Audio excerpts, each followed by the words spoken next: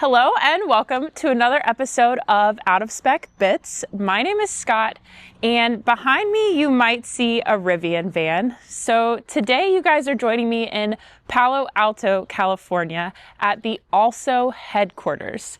I'll talk about that in a second, but we don't typically review bikes. However, this is a joint venture or like a sister venture with Rivian, so they invited us out. I am a huge bike advocate or any type of smaller mobility than a car, so I figured I would come. So why don't you guys join me as I talk about their very cool new product.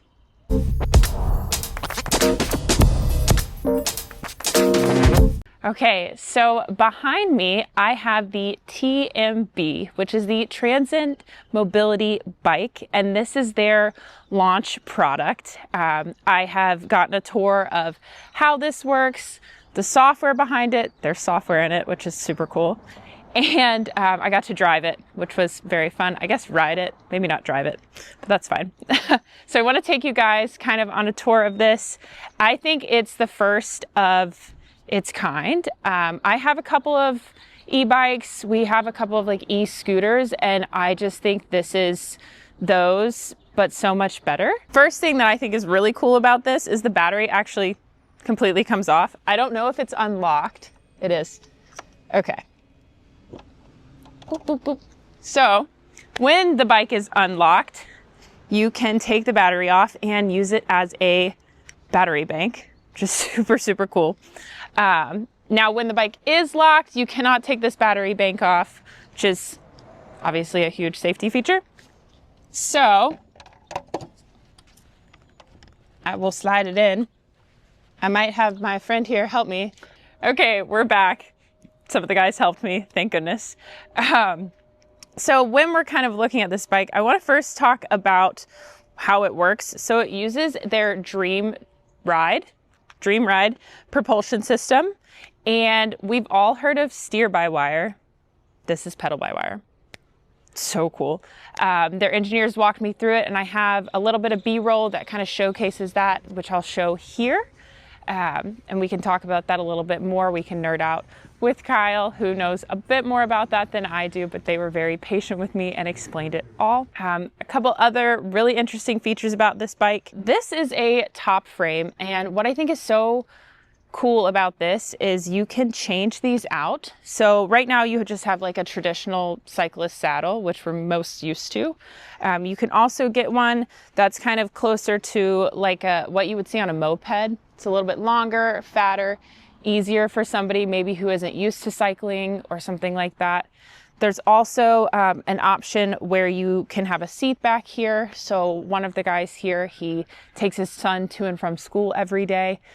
So there's a lot of different interchangeable options, and you can get the bike with one top frame and then you can swap it out to another down the line, which I think is incredible and heavily needed.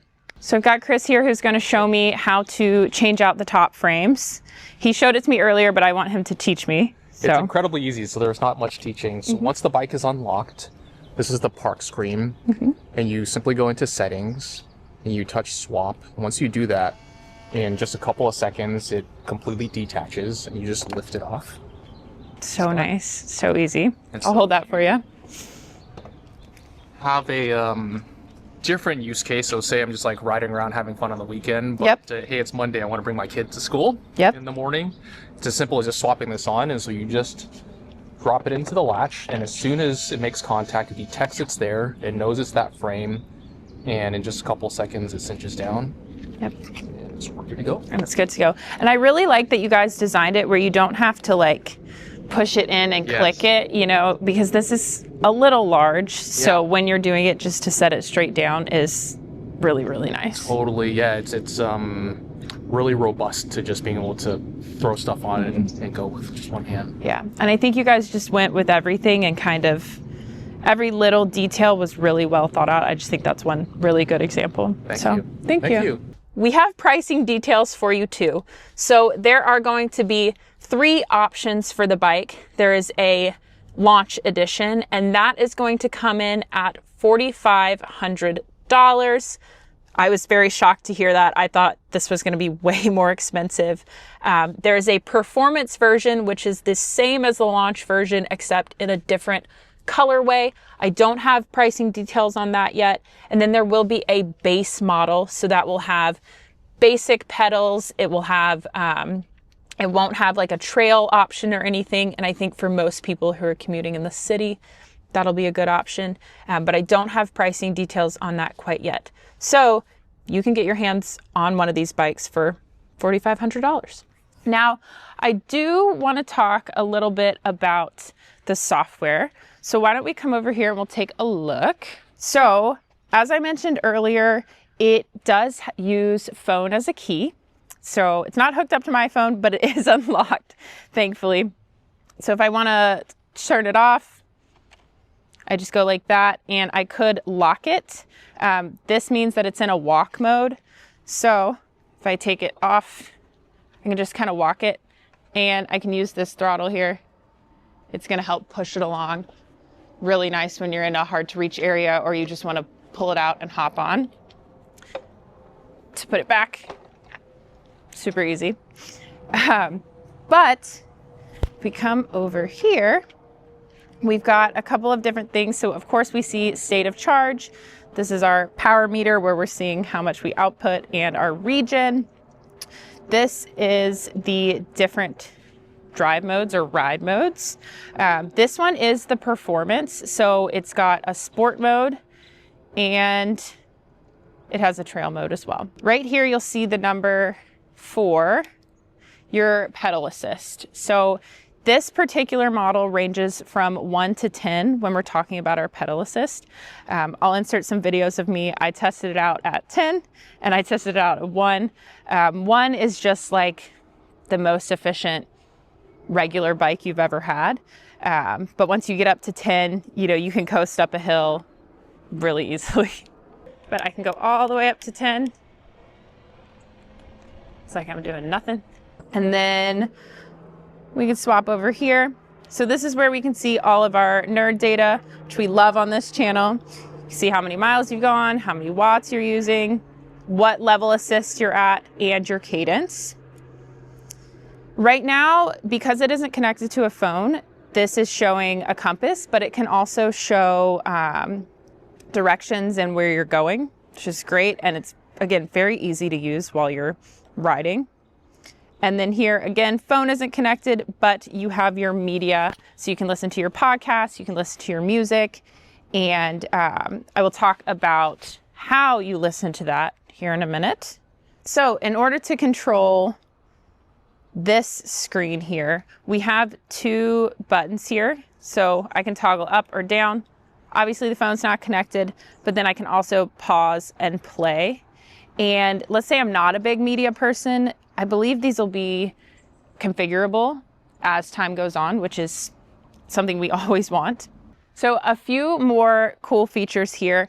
I want to talk about the turn signals. So if we come back over here, you'll see we've got a nice brake light here, and I can either go with my left turn signal, and then that also showcases on this screen here, it's blinking yellow around the edge. So you know that your turn signal is on. Same thing here for the right one. And then this, of course, probably, in my opinion, the biggest safety feature on any vehicle, bike, whatever, is going to be your horn or your bell. So right now, it's just got a little ding, but when it launches, you will be able to hold it down and it will make a car horn sound. So if you're in traffic or somebody's about to hit you, you can give a little bit extra zhuzh and hopefully avoid an accident. So I've kind of shown you a little bit of what we can do right now while it's parked, but I do want to talk about when you lock it, what happens. So we come over here. So if I lock it, okay, top frame cannot be removed. The wheels do not move, so they're not moving, and this obviously is connected to an app, so it will notify you that your bike is being jostled. It also has LTE, GPS, all of that good stuff. So even if it is stolen, if somebody picks it up, which It's really heavy, so I don't think anybody's going to be picking it up and throwing it in the back of their car. It will notify you, and it'll make all the noises, you know, stop, you're being tracked, and all of that. So really important safety features for big cities like this. So that was a look at Also's brand new TMV. I am so excited about it. I've yet to see an e-bike that can receive over-the-air software updates. So my hope is that just like my Rivian, this bike is going to get even better with time.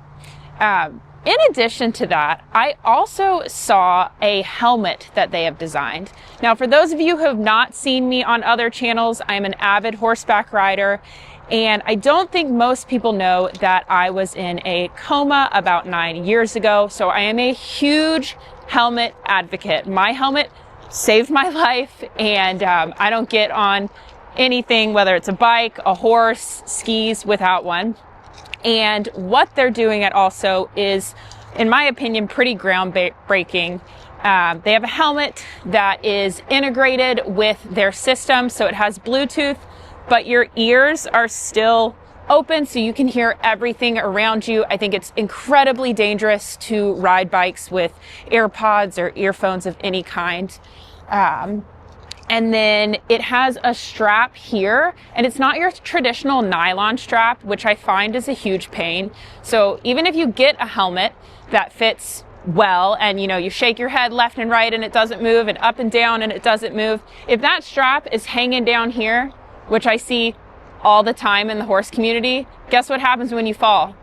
Your helmet goes flying. So this strap, it's like stink proof, and you just turn the knob, and I'll show that here, but you turn the knob and it tightens right up. It also has headlights, so obviously important when you're riding a bike, but they're on the side, so even when somebody's driving up kind of behind you in your blind spot, you can still be seen.